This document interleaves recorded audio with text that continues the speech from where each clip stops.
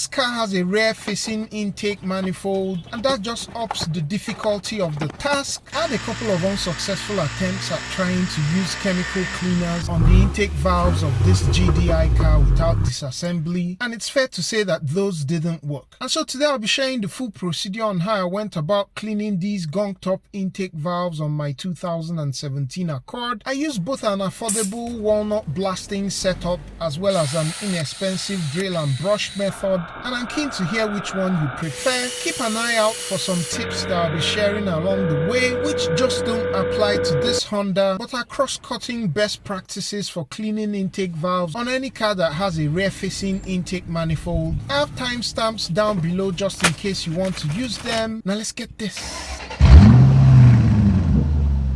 Now the order of the task is to remove the negative terminal of the battery, and after that remove the cross brace between the strut towers, remove the throttle body, followed by the intake manifold, and then you can clean the intake valves. Honda recommends you relieve the pressure in the fuel system and detach the fuel lines, but I'm not going to be doing that, and you'll see how I got around the issue of the fuel lines. Two parts I recommend you get before starting this job. First is the gasket for the throttle body, and second are gaskets for the intake manifold. You really don't want to reuse old gaskets, and you'll be seeing the reason for this in a bit. I should have started by removing the cross brace for the strut towers, but since I wanted a standalone video on throttle body cleaning, I delayed the removal of the cross brace while I started with removing the throttle body. We're going to be removing the upper half of the air filter housing, and so I disconnect the MAF sensor and unclip its wiring, and then loosen the upper intake hose clamp. I then undo these clamps and remove the air filter housing. Next, loosen the lower clamp and then wiggle the intake hose free. I undo the clip for this breather tube, and using hose pliers, I remove the hose. I free up the wiring for the throttle body by detaching these retaining clips. I initially tried to remove the connector for the throttle body, but it was proving difficult, and so I left it in place for later. The throttle body is held by 4 size 12 bolts, and so I removed those with my impact. Take note of these mounting brackets for the bolts on either side of the throttle body. Now that the throttle body is loose and I have more room, I use a fuel hose plier to remove the stubborn electrical connector. You can actually proceed with removing the intake manifold since the throttle body is now detached from it, but this is also a good opportunity to clean the throttle body, and so I'll be removing it completely. The last thing to free up the throttle body is to remove these two cooling lines. Expect a bit of coolant to spill, and the usual practice is to use the throttle body bolts to plug up the lines. This last one was a bit difficult to remove because of its location, but I got it done. With the throttle body out, let's go ahead and remove the cross brace to the strut house. I'll remove the two 17mm bolts on the driver's side and then do the same on the passenger side, and out comes the cross brace. For the intake manifold, we start by removing this vacuum hose. You also have to remove this vacuum line. Believe it or not, I spent around 30 minutes on just this vacuum line simply because I didn't have this kind of hose removing pliers at the time. This one I was using here wasn't effective, and my advice is to get both types of hose removal pliers. After much frustration, I eventually got it off using needle nose pliers. You also have to remove the lower hose, and the kind of clamp that Honda used here is just evil. It took a lot of effort, but I eventually got it with small needle nose pliers. Now for the things sitting on top of the intake manifold, you want to remove the PCV hose, and for me that installed an oil catch can that has to go. Free up the rubber fuel hose from this retaining clip, and also free up the rest of the retaining clips holding the metal part of the fuel pipe. With the fuel line free, you can now tuck that towards the engine so that it doesn't interfere with the removal of the intake manifold. Remove this brake booster line. Also to the left of the intake manifold, there are going to be about 2 clips securing the wiring harness to the intake manifold. Detach those. Next, remove the 2 nuts and the 3 bolts securing the intake manifold to the cylinder head. This magnetic pickup tool really came in handy for catching some of the bolts. Jack up the vehicle,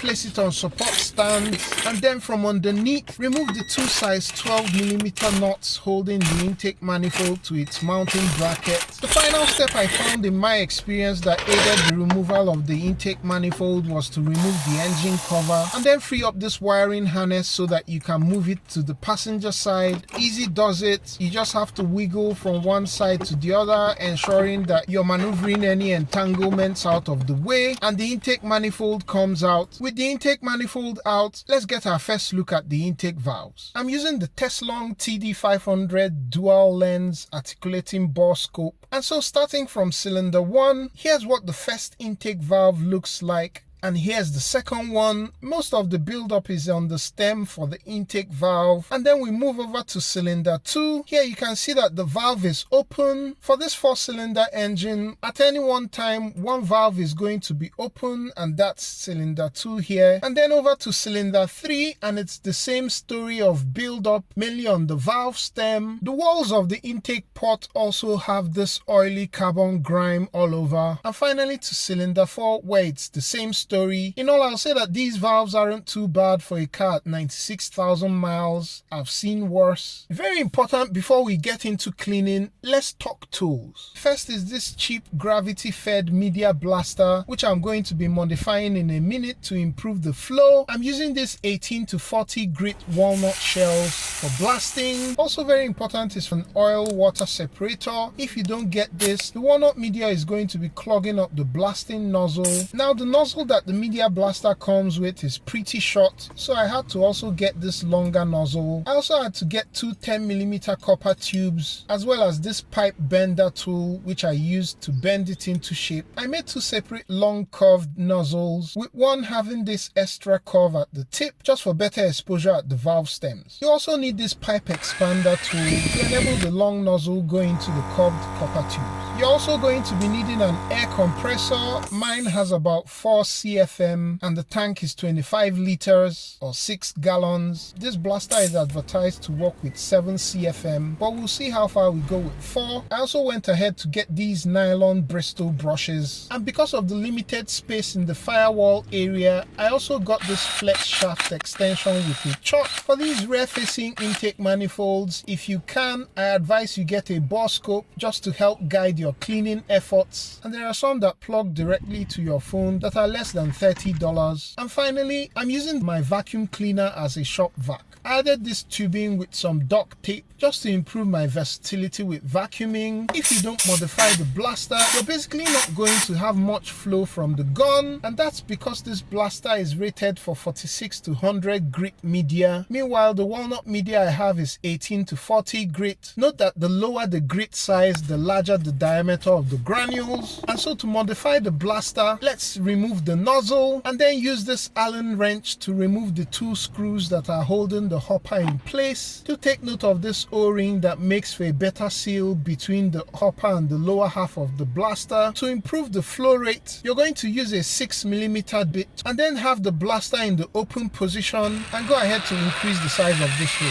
Take care not to go too deep so that you don't drill through the air channel beneath. And here's a view of that air channel. Use the same 6mm bit to widen the outlet hole for the hopper and then put back the O-ring and reassemble the blasting gun in reverse order. I've already used the pipe bender tool to get the 10mm copper tubes into the shapes that I want. Again, you probably won't need this if your intake manifold is to the front of the engine. Links to these tools are going to be down below in case you want to check them out. By personal preference, I'm going to rotate the crankshaft just so that the valves open at cylinder 1. That way I know that the open valve is at this end of the engine. And just in case you don't have a walnut blaster, let me demonstrate cleaning the intake valves on cylinder 4 using the nylon brush method. I started by filling the intake port with this water-based engine degreaser, and after some dwell time, I then attacked it with the nylon brush to do some agitation. Although I'm using this flexible drill extension, I later found out that my drill could actually fit in this firewall area. area. After all that, I use the combination of a turkey baster and a manual pump to extract all the dirty fluid, and here's what that looks like. And after this first round of cleaning, here's what the intake valves look like. It's definitely done a lot of cleaning, especially on the intake ports, but I need something stronger, and so I bring in carb cleaner,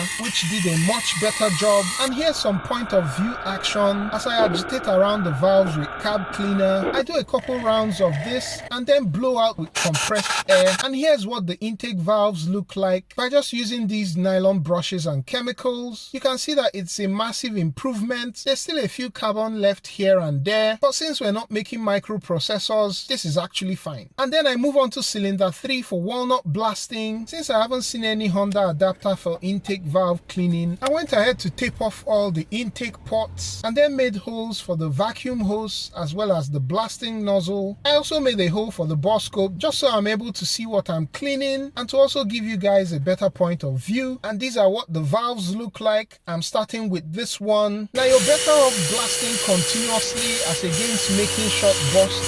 This was something I learned, and you can aim to blast for around 30 to 45 seconds. After this first round of blasting, you can see that the carbon on the valve stem on this side is now gone, while you still have some on this other side. And so I go back to blasting, and after all that blasting, here's what the intake valves look like with just walnut blasting. Since I still wanted to clean some of the carbon at the back side of the stems, I transitioned to spraying some carb cleaner into the intake pot, and then also went ahead to use the nylon brush. I extract all the bad stuff, added a bit of degreaser for another round of cleaning, and after blowing out with compressed air, here's how the intake valves look. I went ahead to do this same process for intake valves on cylinders 3 and 4. One thing I learned here is that even with walnut blasting, you might still need some agitation just because some of the carbon is really going to be held up so good on the intake valves. I think the bigger challenge here was just this rear facing intake manifold. Your lower back is just going to burn as you lean over the engine for extended periods. Here are the final results. Starting from cylinder 1, this cylinder was my last to clean, and honestly I didn't put in as much effort as my back was already killing me. You can see there's some carbon left on the back of the intake valve, but not too bad in all. Here's cylinder 2, much better results and cleaner, and the difference is definitely night and day. And we move over to cylinder 3, which is also looking much cleaner. This effort really took a lot to make, and so I appreciate if you could like and subscribe to the channel. And finally cylinder 4, which I only cleaned with chemicals